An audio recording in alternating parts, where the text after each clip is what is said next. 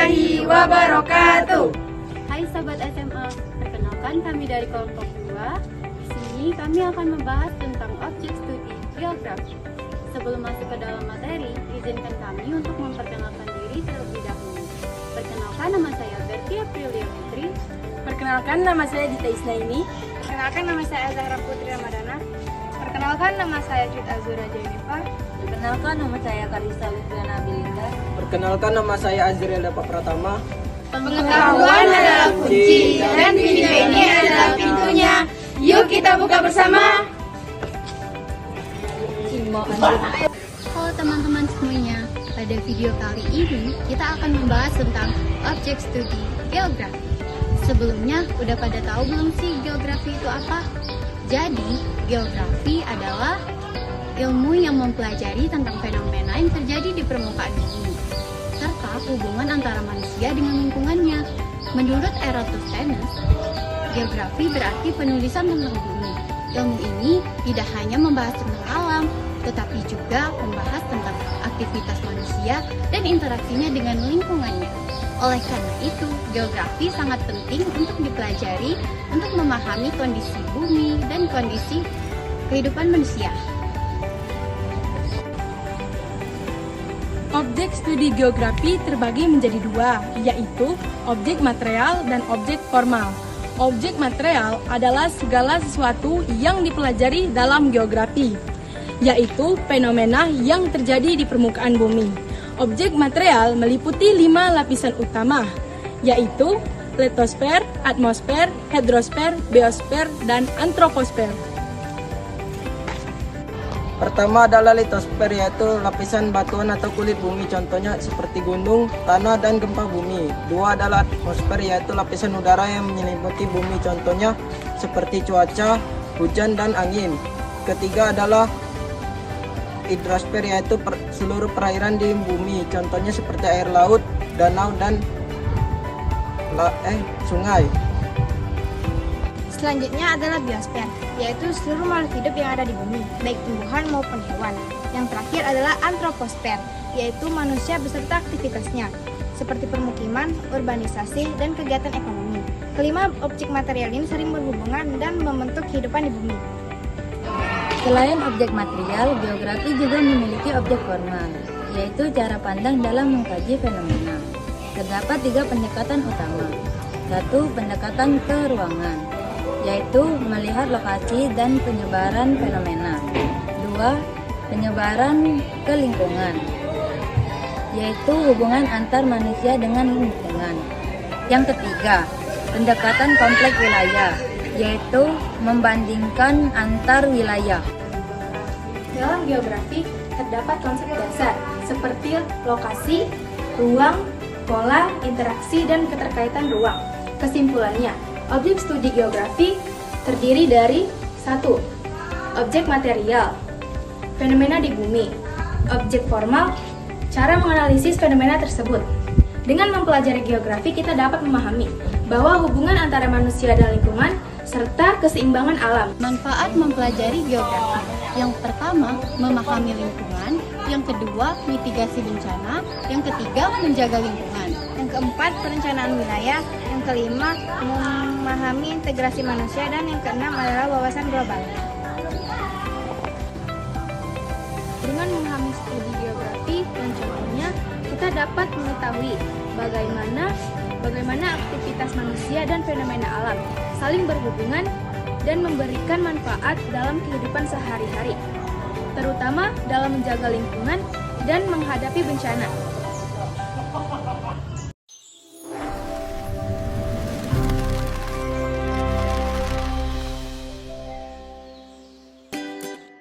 Pada awal mulanya, ilmu geografi hanya mempelajari berbagai hal yang ada di permukaan bumi, yang berupa cuaca udara, gunung, dan ombak di lautan. Namun, tahukah kamu, ilmu geografi semakin berkembang dengan bertambahnya aspek yang dipelajari, di antaranya hubungan antara fenomena alam dan manusia. Jadi, dilihat dari sudut pandang objek studinya, secara umum, objek geografi ada 2 jenis. objek material dan objek formal. Objek material itu berkaitan dengan hal pokok yang dapat diamati dan dikaji yang bersifat bendawi dan nyata. Objek material geografi berupa fenomena geosfer, yaitu segala peristiwa alam yang terjadi pada bumi. Fenomena geosfer meliputi atmosfer atau selubung gas, litosfer atau batuan, pedosfer atau tanah, biosfer atau flora dan fauna, hidrosfer atau air, serta antroposfer atau manusia. Sedangkan objek formal itu berupa pendekatan atau cara memahami fenomena geosfer yang terjadi di permukaan bumi dan menjadi sebab geografi itu dipelajari. Objek formal dari geografi itu terkait dengan penyebab fenomena di permukaan bumi dan cara mempelajarinya. Nah, cara pandang atau objek formal geografi juga nggak kalah penting nih. Cara pandang ini yang membedakan geografi dengan ilmu-ilmu lainnya. Secara umum ada 3 macam pendekatan, yaitu pendekatan ke ruangan atau spatial approach, pendekatan ke lingkungan atau ecological approach, dan pendekatan kompleks wilayah atau regional complex approach. Gimana ya cara pandang ini bisa membedakan geografi dengan ilmu lainnya? Misalnya nih, kalau kamu sedang mengamati gajah, ilmu biologi bakal mengkaji struktur tubuh dari gajah, seperti jumlah kakinya berapa dan bentuk telinganya seperti apa. Ilmu fisika itu bakal menghitung seberapa cepat gajah itu bisa lari.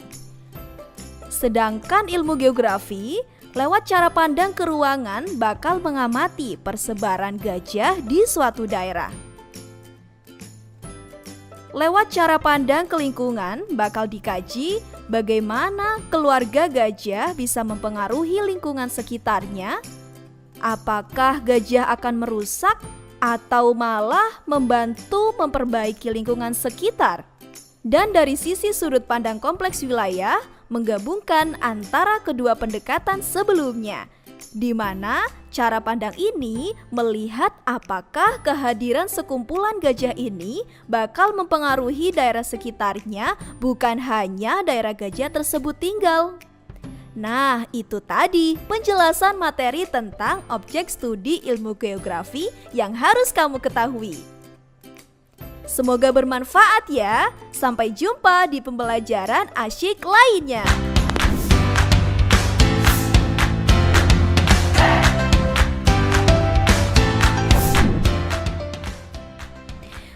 Jika liburan tiba, tempat mana yang akan kamu jadikan destinasi untuk pergi berlibur?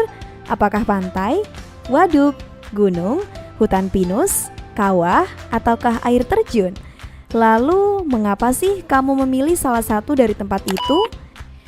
Tentu saja, untuk menempuh lokasi destinasi yang kamu tuju, kamu mengetahui rute perjalanannya dengan menggunakan Gmaps, bukan? Nah, pernahkah kamu berpikir bagaimana bisa ya Gmaps itu terbentuk? Ilmu apa yang mendasarinya? Jawabannya tentu melalui ilmu geografi. Secara harfiah, geografi berasal dari bahasa Yunani, yaitu geo yang artinya bumi dan grafien yang artinya tulisan.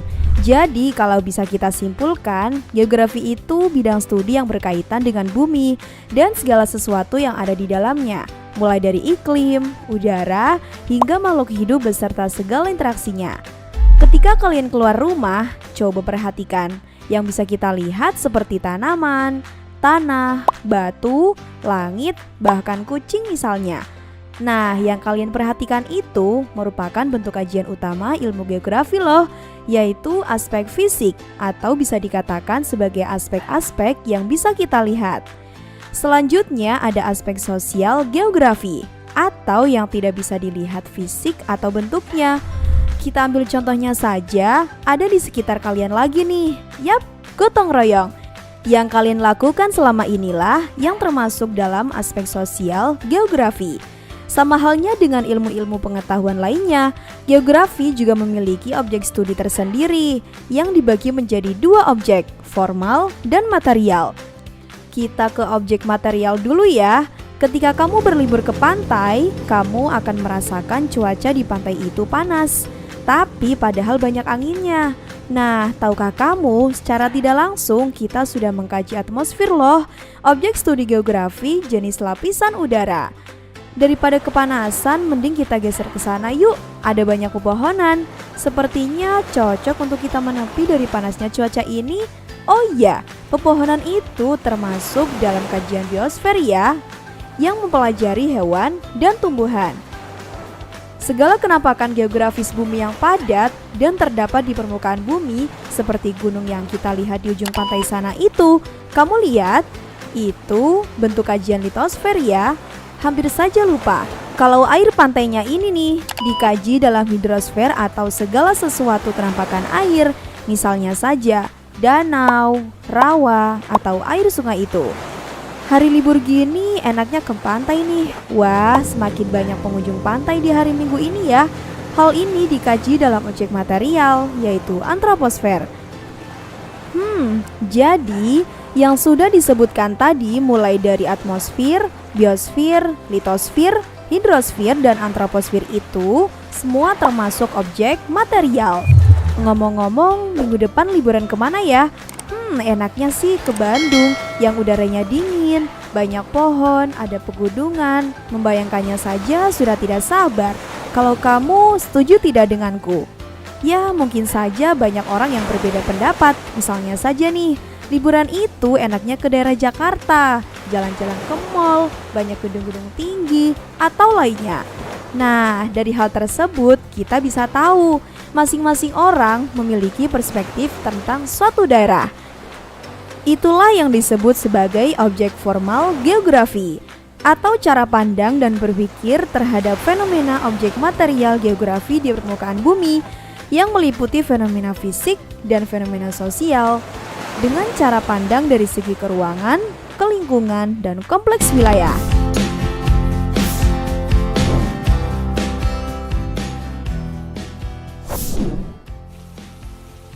Ibarat sedia payung sebelum hujan, sedia selimut sebelum kedinginan. Pernahkah kamu berpikir mengapa sih kita hidup di bumi tidak merasakan panas yang berlebih dari matahari ataupun rasa dingin yang berlebih di musim hujan? Eits, jangan salah, itu semua berkat selimut ini nih. Bumi juga memiliki selimut loh seperti kita. Selimut yang dipakai sama bumi ini namanya atmosfer.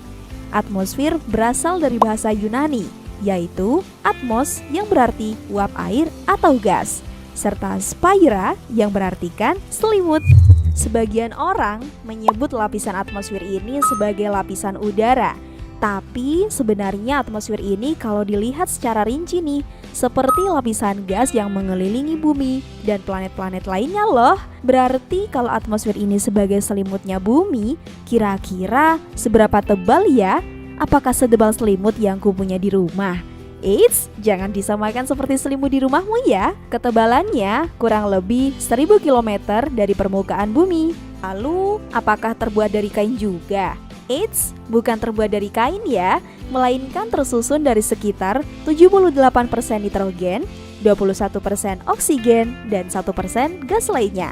Namanya juga selimut, pasti fungsinya untuk melindungi. Yap, atmosfer ini memiliki banyak sekali fungsi yang berarti untuk kehidupan manusia. Penyedia oksigen yang diperlukan oleh makhluk hidup untuk bernafas, melindungi bumi dari serangan meteor-meteor atau benda-benda luar angkasa. Dan ada lagi nih, fungsi ozon yang ada di atmosfer bukan hanya sebagai penghias saja, tapi mengurangi rasa panas yang diberikan langsung oleh cahaya matahari.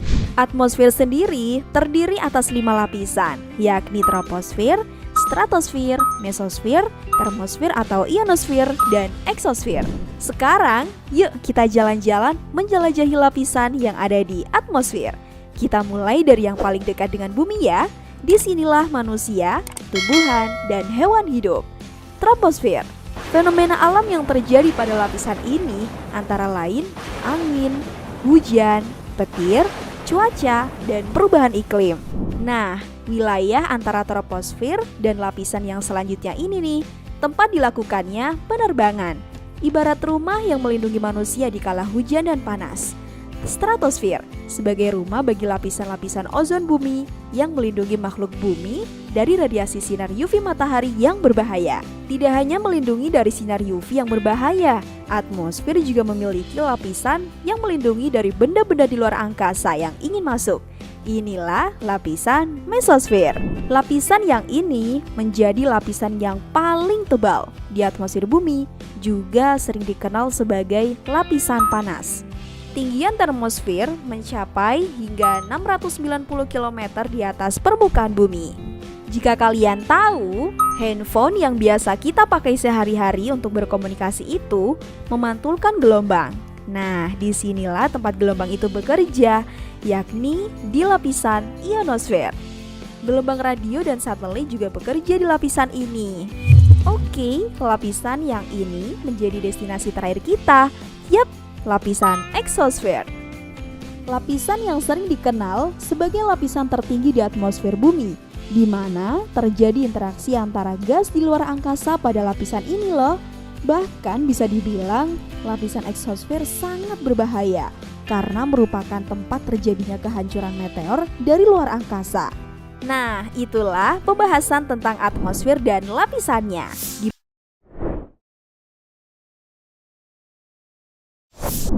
Setiap hari, semua aktivitas kita pasti menggunakan air, mulai dari mencuci mobil, mencuci piring, mandi, hingga air yang kita minum. Pernahkah kamu berpikir, apakah air yang ada di bumi bisa habis jika kita pakai terus-menerus? Padahal miliaran orang memakainya setiap hari. Dari mana sih air sebanyak itu bisa kita dapatkan setiap harinya? Nah, jawabannya karena adanya siklus hidrologi.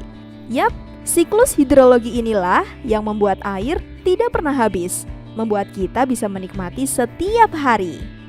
Siklus hidrologi dikenal juga sebagai siklus air, rangkaian atau tahapan yang dilalui oleh air dari bumi ke atmosfer dan kembali lagi ke bumi. Namanya juga siklus, sehingga membentuk rangkaian melingkar perjalanan, membuat air ini tidak pernah berhenti.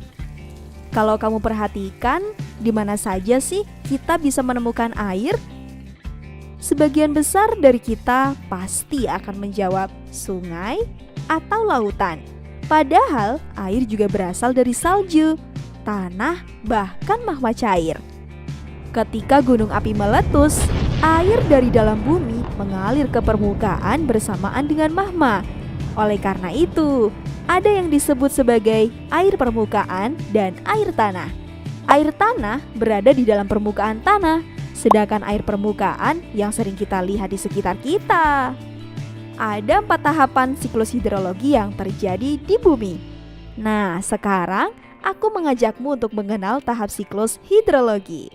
Mula-mula, air yang ada di laut, daratan, sungai, tanaman menguap ke angkasa atau atmosfer dan menjadi awan.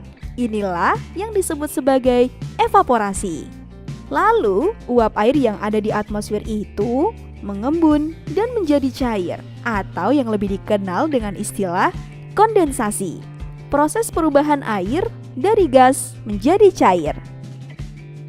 Kalau sudah terlalu banyak yang diserap sehingga awan itu merasa jenuh dengan tetesan air, akhirnya terjadilah presipitasi atau hujan. Eits, tapi tidak hanya hujan saja ya, juga bisa berupa salju atau bahkan embun beku. Kalau kita perhatikan lagi, hujan yang turun akhirnya ada yang mengisi sungai, danau, dan akhirnya ke lautan. Nah, airnya kemana ya kira-kira? Tentu airnya akan meresap ke dalam tanah melalui proses yang disebut infiltrasi. Lalu, apakah semua air itu meresap ke tanah? Jawabannya tidak ya. Sebab ada yang akan mengalir di permukaan bumi. Nah, air di permukaan inilah yang kemudian membentuk aliran sungai, danau, dan waduk. Proses ini disebut perkolasi. Untuk tetap menjaga keseimbangan siklus air, ada tumbuhan yang siap menyerap air melalui akar dan mengeluarkan uap air melalui stomata pada daun. Proses ini disebut transpirasi. Nah, itulah tadi pembahasan tentang siklus air yang menjadi fenomena hidrosfer. Ikan yang hidup di perairan, singa yang hidup di savana, penguin yang hidup di kutub utara, kaktus yang hidup di gurun. Mengapa sih mereka harus hidup di tempat yang berbeda-beda? Yang pasti, mereka akan memilih yang paling sesuai dengan kebutuhan dan kemampuannya untuk bertahan hidup. Oleh karena itulah, mereka tidak hidup di satu tempat yang sama. Inilah yang disebut fenomena biosfer, lapisan yang berkaitan dengan tempat tinggal makhluk hidup. Sesuai namanya, bio artinya hidup dan sphere adalah lapisan. Jadi, bisa disebut bahwa lapisan ini adalah tempat di mana kehidupan berlangsung. Jika kamu perhatikan kembali nih, fenomena di atas, ada beberapa faktor yang menyebabkan perbedaan. Penguin yang bertahan hidup di suhu dingin berbeda dengan unta yang tahan hidup di cuaca panas. Selain suhu udara, kelembapan udara, kondisi cuaca, iklim, curah hujan, angin, manusia, hingga intensitas sinar matahari yang tak kalah penting untuk flora dan fauna dalam mempertahankan hidupnya. Setiap bidang pasti ada aspek yang dikaji. Begitu halnya di dalam biosfer ini, terdapat aspek-aspek yang dikaji, di mana faktor yang kusebutkan tadi itu mempengaruhi aspek-aspek ini nih. Nah, aspek-aspeknya ini seperti halnya tingkat pendidikan yang dimulai dari pendidikan dasar hingga perguruan tinggi. Di dalam biosfer terdapat berbagai jenjang kehidupan dari tingkat rendah hingga tingkat tertinggi. Dimulai dari individu seperti seekor rusa yang tinggal di hutan. Kemudian, mereka mungkin membentuk kawanan atau kelompok rusa yang berkeliaran bersama untuk mencari makan. Ini disebut populasi. Jenjang yang lebih tinggi lagi ada komunitas. Kumpulan populasi rusa yang saling berinteraksi satu sama lain dalam satu wilayah. Di atasnya lagi nih ada ekosistem. Di sini juga tidak hanya ada interaksi dengan makhluk hidup lain, tetapi juga dengan komponen abiotik lain seperti air, udara, tanah. Bedanya di ekosistem ini sudah ada rantai makanan ya. Kamu tahu Indonesia kan? Indonesia merupakan negara besar yang masyarakatnya secara umum mengonsumsi nasi sebagai makanan pokok. Akan tetapi, di beberapa tempat di Indonesia, khususnya di Indonesia bagian timur, masyarakatnya banyak yang mengkonsumsi sagu atau jagung sebagai makanan pokok. Hal ini terjadi karena adanya pengaruh dari ketersediaan bahan pangan yang ada di lingkungan tersebut. Nah, itulah informasi tentang biosfer. Gimana? Sekarang sudah tahu kan bahwa biosfer itu sebagai lingkungan tempat tinggal makhluk hidup di bumi? Oleh karena itu, jagalah lingkungan atau tempat tinggal kita semua. Semoga bermanfaat ya. Sampai jumpa di video selanjutnya. Sebelum mengakhiri video kami, izinkan saya untuk berpantun terlebih dahulu. Pergi mendaki melihat pemandangan, gunung tinggi tampak mempesona, belajar geografi, jadi pengalaman, semoga berguna untuk kita semua. Baik, sekian video penjelasan dari kami mohon maaf bila ada salah kata, kami undur diri. Wassalamualaikum warahmatullahi wabarakatuh.